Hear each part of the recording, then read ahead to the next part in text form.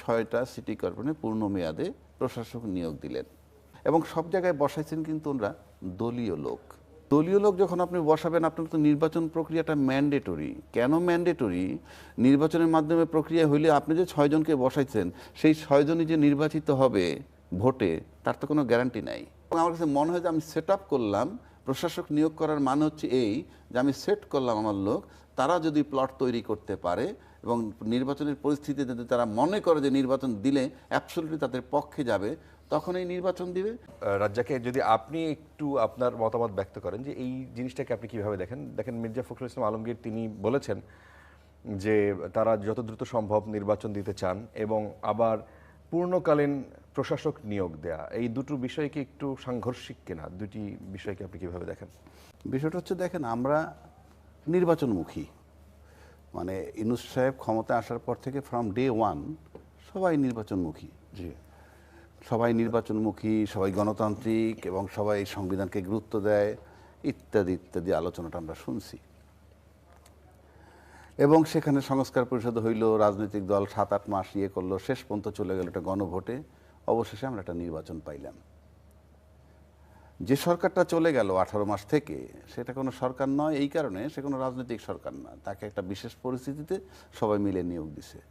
এবং এই ধরনের সরকার যখন হয়, কিংবা সামরিক শাসন যখন হয়, কিংবা অন্তর্বর্তীকালীন তত্ত্বাবধায়ক সরকার যখন থাকে, বা বিশেষ পরিস্থিতির সরকার থাকে যারা নির্বাচিত নয়, এই সমস্ত ক্ষেত্রে সাধারণত আপনার প্রশাসক নিয়োগ করে বিভিন্ন জায়গায়। জি, এবং ইউনূস সাহেব এসে কিন্তু সমস্ত নির্বাচিত প্রতিনিধি যারা ছিল, কাউন্সিলর সব বাতিল করে উনি প্রশাসক নিয়োগ দিছে এবং সিটি কর্পোরেশন অফিসার দ্বারা কাউন্সিলরের কাজটাও চালাই আসতেছিল।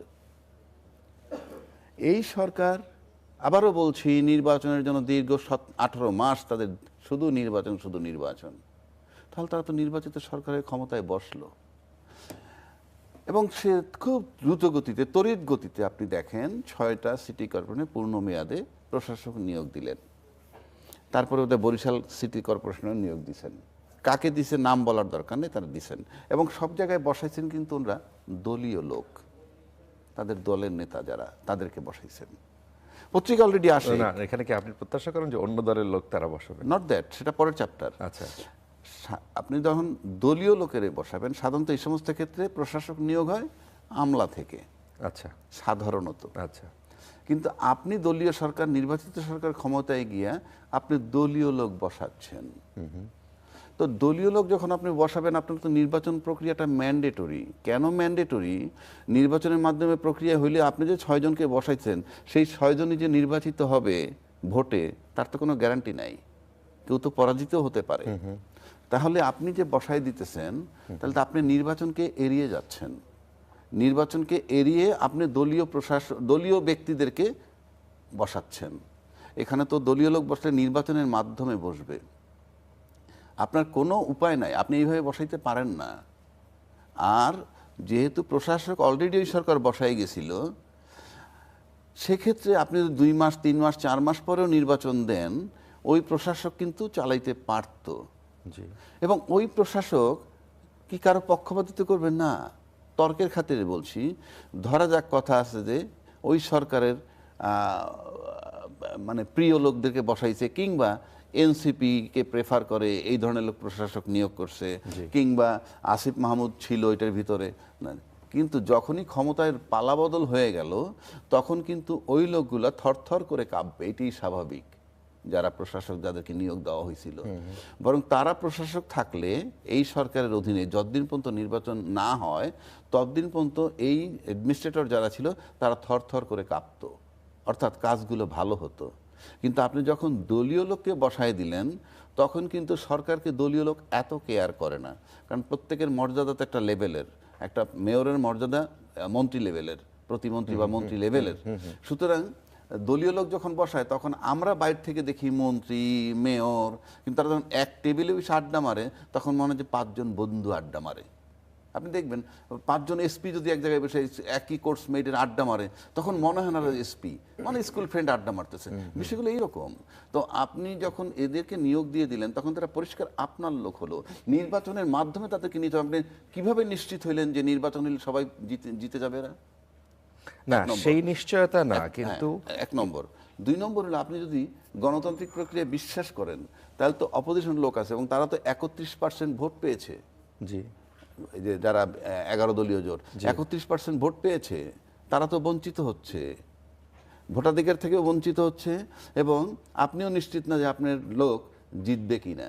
জি। তবে আমার কাছে যেটা মনে হয় যে নির্বাচনটা হয়ে গেছে, সেই নির্বাচনটার ভিতর থেকে তারা কিছুটা ভীত হয়েছে, কারণ 31% ভোট পাওয়াটা একটা অস্বাভাবিক ঘটনা এই আচ্ছা। আজকের যে 11 দলীয় জোট যারা পেয়েছে, এবং সেখান থেকে তাদের একটা ভীতি সঞ্চার হয়েছে বলে মনে হয়। কেননা 50টা সিটের খবর পাওয়া গেছে, 50-53টা সিট, যেটা 70 ভোট থেকে 5,000 ভোটের ব্যবধান। সুতরাং হ্যাঁ, এটা একটা আতঙ্ক আমার কাছে মনে হচ্ছে, এবং আমার কাছে মনে হয় যে আমি সেট আপ করলাম, প্রশাসক নিয়োগ করার মানে হচ্ছে এই যে আমি সেট করলাম আমার লোক, তারা যদি প্লট তৈরি করতে পারে এবং নির্বাচনের পরিস্থিতি যদি তারা মনে করে যে নির্বাচন দিলে অ্যাবসলিউটলি তাদের পক্ষে যাবে, তখন এই নির্বাচন দিবে, নয়তো এটাকে প্রলং করবে। কারণ আপনি যখন 2/3 মেজরিটি পেয়ে যান, তখন কিন্তু আপনার কারো দিকে তাকাইতে হয় না। এই কারণে, তা না হলে 2/3 মেজরিটি পেয়েছেন বলি এটা একটা সিমটম যে সরকার কোন দিকে যেতে পারে, সরকারের রাষ্ট্র পরিচালনার যে অ্যাটিটিউড বা চিন্তা ভাবনা, এটা রিফ্লেকশন এখানে। এবং আমার কাছে মনেই হয় যে এদেরকে বসানো হয়েছে প্ল্যাটফর্ম তৈরি করার জন্যে, যে যাতে তারা নির্বাচনের প্রশ্ন যদি আসে নিশ্চিত হওয়ার জন্য। তা না হলে আমি কোনো যুক্তি দেখি না, এবং এই গণতান্ত্রিক সরকারের সাথে কোনোভাবেই এটা মানায় না। আচ্ছা। কারণ আপনার নির্বাচনে বিশ্বাসী, নির্বাচন নিয়ে আপনার কথা কিন্তু বলেছেন। স্থানীয় সরকার মন্ত্রী কিন্তু বারবার বলছেন যে তারা দ্রুত নির্বাচনের জন্য তারা প্রস্তুতি নেবেন। আপনি প্রস্তুতি নেন না, ধরুন আপনি 3 মাস পরে করেন, আপনার এখনই নিয়োগ দিতে হইলো কেন?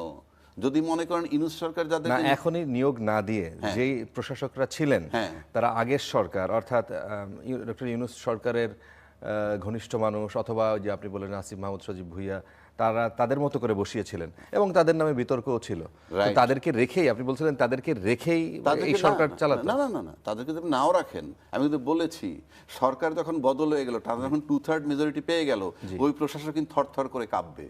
জি সেই কারণে আমি বলছি তাদেরকে রাখতে পারতেন। আর যদি মনে করেন না তাও রাখবেন না, জি। তাহলে আপনি প্রশাসক নিয়োগ দিলে সাধারণত আপনার আমলাদের ভিতর থেকে দেয়া হয়। জি আর 2 হচ্ছে আপনি যদি আবার কমিশনার চিন্তা করেন, কাউন্সিলর, ইউনিয়ন চেয়ারম্যান, এগুলো যদি চিন্তা করেন, অনেক কাজ আছে যেগুলো তারা করে, ওই পর্যন্ত মেয়রদের কাজ না। সেই জায়গাগুলো তো বসে আছে এখনো। আচ্ছা সেই জায়গাগুলো আপনি কি করবেন? সেই জায়গাগুলো কি আপনি নির্বাচন করবেন? তাহলে যদি সেটা, তার মানে হচ্ছে আপনি যদি এই আসনগুলায় মেয়র বসাই দিয়ে আপনি যদি মনে করেন মাঠের কাজটা করবেন, যেখানে আপনার পরিকল্পনা, উপজেলা চেয়ারম্যান, ইউনিয়ন চেয়ারম্যান নির্বাচন করবেন, সেটা কি এনশিওর করতে চাচ্ছেন কিনা? তার মানে গণতান্ত্রিক সরকারের এটা কোনোভাবেই মানায় না।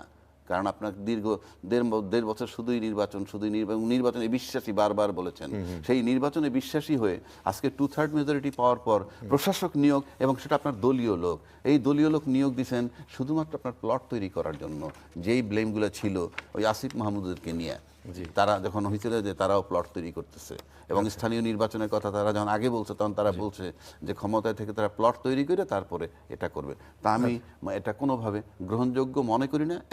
2 নম্বর, 31% ভোট পাওয়া বিরোধী দলকে আপনি পুরা এড়ায় গিয়া আপনি আপনার দলীয় লোক নিয়োগ দিচ্ছেন। দলীয় লোক নিয়োগ না দিতেন তাহলে এক কথা, আপনি দলীয় লোক নিয়োগ দিচ্ছেন, তাহলে আপনার নির্বাচনের মাধ্যমেই দলীয় লোক নিয়োগ দেওয়া উচিত বলে আমি মনে করি। আচ্ছা আচ্ছা আপনি মাঝখানে একবার গণভোটের প্রসঙ্গ তুললেন। গণভোটের ফল সংশোধন হয়েছে, নিশ্চয়ই খেয়াল করেছেন আপনি। সেখানে ভোট কমেছে 10,73,000-এর বেশি। নির্বাচনী ফলাফল প্রকাশের 2 সপ্তাহ পর আবার এই গণভোটের ফল সংশোধন করে প্রজ্ঞাপন জারি করেছে নির্বাচন কমিশন। সেখানে খবরে বলা হয়েছে যে সংশোধিত ফলাফলে হানা ভোটের সংখ্যা কমেছে, সেই সঙ্গে বেড়েছে বাতিল হওয়া ভোটের সংখ্যা। তবে বিষয়টি নিয়ে কোনো ব্যাখ্যা দেননি নির্বাচন কমিশন। সংশোধিত নতুন ফলাফলের প্রজ্ঞাপন বলছে যে গণভোটে মোট ভোট পড়েছে 7,66,21,407টি।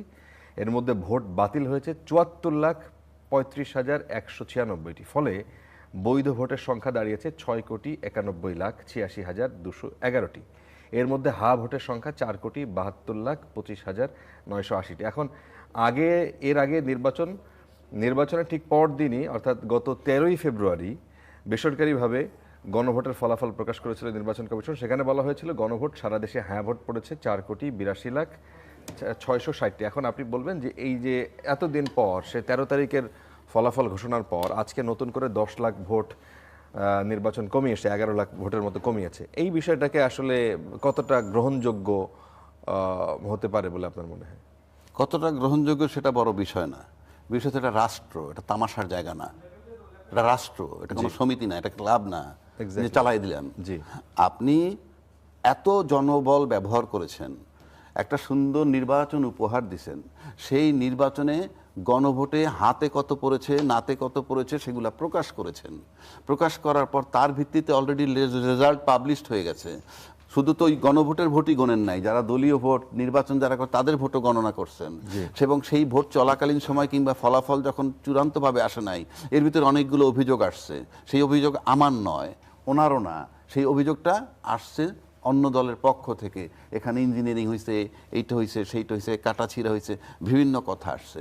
তো নির্বাচন কমিশন যখন আজকে প্রকাশ করলো গেজেট নোটিফিকেশন, এবং সেখানে কিছু ভোট কমছে, এখনও হাবটি জয়যুক্ত হয়েছে, কিন্তু কিছু ভোট কমছে, 74 লাখ ভোটের কথা বললেন যেটা নষ্ট হয়েছে, এই যে বিষয়গুলা, এটা তো আপনি একটা প্রশ্ন থ্রো করে দিলেন যে আপনার কাউন্টিং নিয়ে জটিলতা আছে, এবং আপনার এই কাউন্টিং জটিলতা আপনি সমস্ত কাউন্টিং এর আপনি ডাউট প্রকাশ করতে পারেন, কারো কিছু করার থাকবে না।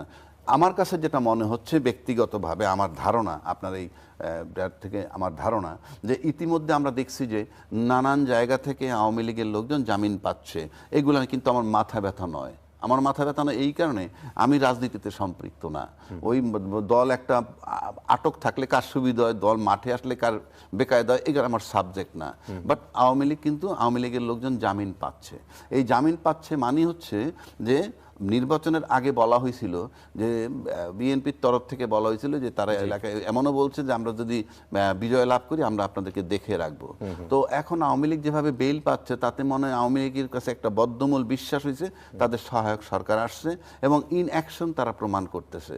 তাই এই যে একটা নির্বাচন কমিশনের প্রশ্নটা তুলে দিল, এই প্রশ্নটা তুলে দিয়ে সে কিন্তু ভোট, যে গণভোটের যে বিষয়টা, সেটাকে তিনি বিতর্কিত করে দিলেন। আচ্ছা। এবং এই বিতর্কিত করে দিলে এটা দিয়ে ইস্যু বানাইতে পারে যে কেউ, যে কোনো সময় আন্দোলনও হতে পারে। তার মানে একটা প্রশ্ন এখানে এবং পরিষ্কারভাবে এটা তোলার সুযোগ এবং নির্বাচন কমিশন রাখলো। নির্বাচন কমিশন খুব প্ল্যান করে সুপরিকল্পিতভাবে, যেহেতু ইউনূস সাহেব নাই, চলে গেছেন, আর প্রেসিডেন্টের ভাষণটা আমরা যেটা দেখেছি, তাতে মনে হয় যে এই গণভোট টনভোট প্রেসিডেন্টকে অনেকেই আমরা সমর্থন করি না।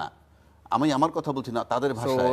নির্বাচন কমিশন ইচ্ছা করে এরকম একটা প্রশ্ন তারা আপনি না না ইচ্ছা করে যদি না করে থাকেন, আপনার তো দুইটা প্রশ্নই আসবে, সেদিন যে রেজাল্ট দিলেন সেটা কি, এখন যেটা বলছেন সেটা কি, এই যে প্রশ্নবিদ্ধ করলেন, এবং সে সিকিউর থেকে, মানে এরকম একটা প্রশ্ন তোলার সাহস থাকে কেমনে, যখন সে মনে করে যে I am safe. I am safe না হইলে এই ঘোষণা সে করতে পারে না।